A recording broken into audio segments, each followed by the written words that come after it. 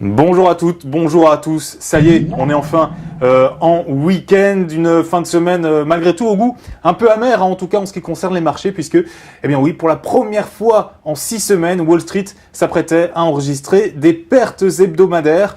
Une semaine qui se terminait tout d'abord avec pas mal de statistiques. Ce vendredi, les ventes au détail qui gonflaient de 0,6%. 0,3% hors secteur automobile, des chiffres conformes aux attentes. L'indice de confiance de l'Université du Michigan qui lui atteint 84,6. C'est une hausse de 2 points par rapport au mois dernier, une hausse qui l'amène à son plus haut depuis juin 2013, pas mal.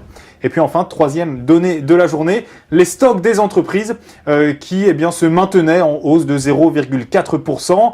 Alors je le disais, Wall Street était une nouvelle fois ce vendredi dans le rouge avec pour le Dow Jones à mi-séance un recul de 0,09% pour flirter donc avec les 17 000 points.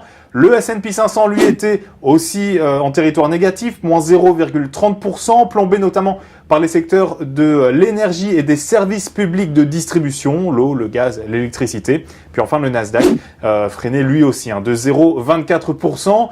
Alors le tout s'inscrivait dans une actualité géopolitique toujours très tendue. Ce vendredi, les États-Unis annonçaient de nouvelles sanctions à l'égard de la Russie, des sanctions qui toucheront notamment la plus grande banque du pays, mais aussi les industries de l'énergie et des nouvelles technologies. Et puis encore et toujours l'Écosse dont le référendum pourrait, en cas de victoire du oui, la semaine prochaine, forcément avoir de réels impacts économiques en Europe, l'Europe, où d'ailleurs les marchés terminaient eux aussi leur semaine dans le rouge.